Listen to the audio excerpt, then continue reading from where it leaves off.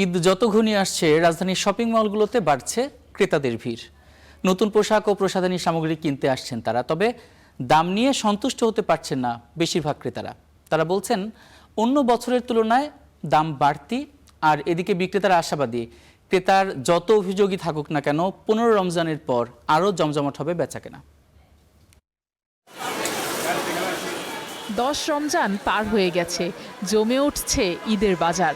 রাজধানীর shopping mall, বিপণী বিতানগুলোতে বাড়ছে ক্রেতা সমাগম। উৎসব ঘিরে নিজেকে সাজাতে চাই একটু বাড়তি পরিচর্যা, তাই প্রসাধনীর দোকানগুলোতেও আসছেন ক্রেতারা। কালেকশন যাই আছে, দাম যদি 1000 টাকা হয়, দাম চায় 3000 টাকা। নিয়েও আবার রেখে দিচ্ছি, মানে তাদেরও হচ্ছে না আর আমারও সামর্থ্য হচ্ছে না, এটাই।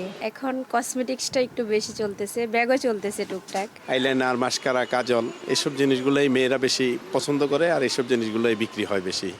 পোশাকের দোকানগুলোতেও উঠেছে নতুন ডিজাইনের দেশি ও বিদেশি পণ্য। এবছর দেশি শাড়িকেই প্রাধান্য দিচ্ছেন ব্যবসায়ীরা।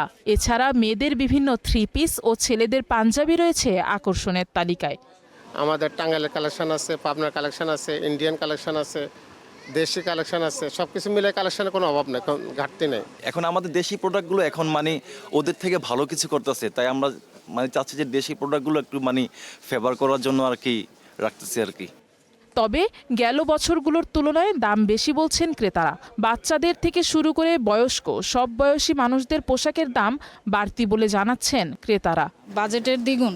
যে জামাটা গত বছর 500 টাকা দিয়ে কেনা হয়েছে, ওইটা এবার 1000 টাকার উপরে। দামের হিসাব করলে দামটা একটু বেশি, আর এমনি মার্কেটে এখন একটু চাপ কম, তাই এই টাইমে কেনাকাটা করতে আসছে। দিন গড়িয়ে যতই ঈদ কাছে আসছে বাড়ছে আয়োজন। 15 রমজানের পর থেকে ব্যবসায় আরও গতি আসবে, এমনটাই প্রত্যাশা বিক্রেতাদের। Afroza Lamia, star news.